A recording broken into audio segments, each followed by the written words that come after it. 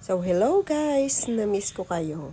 So, hindi ko natatanungin kung na-miss nyo ako, no? At baka sabihin nyo naman, hindi nyo ako nami-miss. Ayun, ang drama. So, dahil nga buntis ako, ay medyo tamad na tamad talaga ako gumawa ng mga kahit na anong bagay.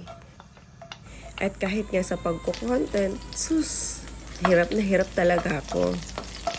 Pero ngayon, dahil okay yung pakiramdam ko, so magluluto ako ng miswa. Tara, samahan nyo ako. So, una nga, nag-isa muna ako ng bawang at sibuyas. At dahil noodles ang aking cravings, kaya naman miswa ang aking napili. So, na mga oras na yan, umalis ang aking asawa at pumunta doon sa aming common friends ng aking friends na nasa Korea. Kasi nga, may pasalubong siya sa aking pabango, kaya naman excited ako. So, ayun na nga, nagad ako dyan ng isang Knorr chicken cubes. So, pagbuntis ka talaga, ang hirap-hirap, hindi mo alam kung anong gusto mong kainin. Parang may namimiss ka lang kasing lasa na hindi mo naman malaman kung anong pagkain yun. Diba, ganun kahirap. Kaya yung asawa ko minsan, hindi alam kung anong gagawin. And then, ayan, nilagay ko na nga yung kalahating kilo ng chicken. Luluto-lutuin nga lang natin yan, saka tayo magdadagdag ng sabaw.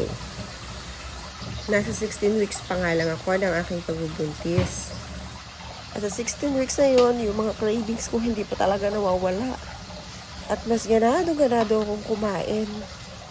At ito na nga yung kinakatakot ko, baka lumaki na todo ang aking baby. Nung ipinanganak ko nga ang aking panganay ay 3.5 kilos. Pero ayaw ko na mangyari yun. Gusto ko na talagang mag-diet pagdating ko ng 7 months. Dahil napakahirap umire.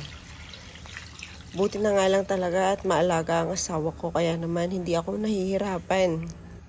Nakapaglagay na nga ako ng tubig dyan at tinansya ko lang yan. And then pakukuluin lang natin yan, saka naman natin ilalagay yung miswa. Free lang sa Pure Gold ang miswa na gagamitin natin. At in fairness, masarap naman siya. Medyo nanginginig ang boses ko dahil medyo makatinga ang lalamunan ko ngayon. Dahil ilang araw nang masakit ang ulo ko at hindi ako makatulog sa tanghali. Alam mo, yung tipong antok ka na, tapos paghiga mo, hindi ka naman makatulog. Tapos pag bumangon ka, masakit naman yung ulo mo. At ayan nga, nagdagdag ako ng 2 siling green dyan. Pang aroma lang ba? Mas masarap dyan kung gagamitin nyo ng onion spring. Pwede ka rin mag-add ng patola, lalo na kapag fresh pa. Manamis-namis kasi ang lasa. So, pakukuluin lang natin yan ng mga 5 minuto at ready to serve na. At kapag ganitong miswa, hindi nga natin ito pwedeng patagalin. Kailangan pagkaluto, kainin na agad dahil sisip-sipin ng miswa yung kanyang sabaw. Naalala ko nung bata pa ako, pag nagluluto ang nanay ko nito, nilalahukan niya ng sardinas. Tapos, lulutuin niya yon pagkakain na kami. Kasi nga natutuyuan nga siya ng sabaw agad. Pero dahil naghatid muna ako sa kapitbahay, kaya naman napachismis na ako. Kaya nung kumain ako, tuyo na din talaga. So hanggang dito na lang. Thank you for watching. Bye!